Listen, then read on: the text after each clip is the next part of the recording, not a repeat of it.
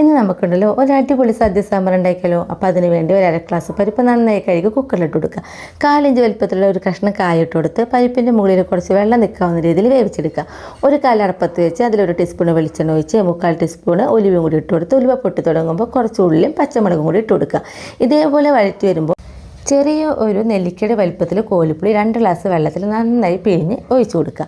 അതിലേക്ക് 2 ടീസ്പൂൺ മുളക് പൊടി, 2 ടീസ്പൂൺ മല്ലിപ്പൊടി, 1/2 ടീസ്പൂൺ മഞ്ഞൾപ്പൊടിയൊക്കെ ഇട്ട് നന്നായിട്ടൊന്ന് ഇളക്കി കൊടുക്കണം.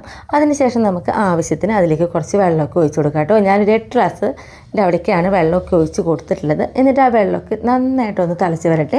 ഇതേപോലെ തിളച്ച് വരുമ്പോൾ നമുക്ക് അതിലേക്ക് ആവശ്യമുള്ള സാമ്പാറിൻ്റെ കഷ്ണങ്ങളൊക്കെ ഇടാം കേട്ടോ. സാമ്പാർ വയ്ക്കുമ്പോൾ ഇന്ന കഷ്ണങ്ങളൊന്നുമില്ല, എന്ത് കഷ്ണമാണെങ്കിലും നമുക്കിടാം. ആ കഷ്ണങ്ങളൊക്കെ ഇട്ടിട്ട് നമുക്കിത് ഒന്ന് നന്നായിട്ട് ഇളക്കി കൊടുക്കുക. ശേഷം അതിലേക്ക് ആവശ്യത്തിനുള്ള കുറച്ച് ഉപ്പും കുറച്ച് കറിവേപ്പിലയും കൂടി ഇട്ട് കൊടുത്തിട്ട് നമുക്കിത് മൂടി വെച്ച് ഒന്ന് വേവിച്ചെടുക്കാം കേട്ടോ. ശേഷം നമുക്കിത് ചീനിച്ചട്ടി വെച്ച് ഒരു ടീസ്പൂൺ വെളിച്ചെണ്ണയൊക്കെ ഒഴിച്ച് അതിലേക്ക് ഇത് വെണ്ടക്കായ ഇട്ട് ഒന്ന് വഴറ്റെടുക്കണം കേട്ടോ. അപ്പോഴേക്കും നമ്മുടെ സാമ്പാർ ഇവിടെ തിളച്ച് വന്നിട്ടുണ്ട്. അതിലേക്ക് ഞാനിത് മുന്നേ ചെയ്ത പോലെ തന്നെ ഒരു 1/4 ഇഞ്ച് വലുപ്പമുള്ള ഒരു കഷ്ണം കായും കൂടി ഇട്ട് കൊടുത്തു. അപ്പോൾ നമ്മുടെ വെണ്ടക്കായൊക്കെ ഇട്ട് നന്നായിട്ട് വെന്ത് വന്നിട്ടുണ്ട്. ഇനി അതിലേക്ക് ചെയ്യേണ്ടത് നമ്മളിത് ഒരു ചെറിയൊരു കഷ്ണം ബെല്ലാണ് കേട്ടോ. കാണുമ്പോൾ വലുപ്പം തോന്നും, അത് പരന്നിരിക്കുന്ന കാരണമാണ്. കൂടെ തന്നെ നമ്മൾ അതിലേക്ക് വേവിച്ച് വെച്ച് നമ്മുടെ പരിപ്പും കൂടി ഇടുക. പിന്നെ നമ്മൾ അതിലേക്ക് ഇട്ട് കൊടുക്കേണ്ടത് 1 ടീസ്പൂണ് സാമ്പാർ പൊടിയാണ് കേട്ടോ.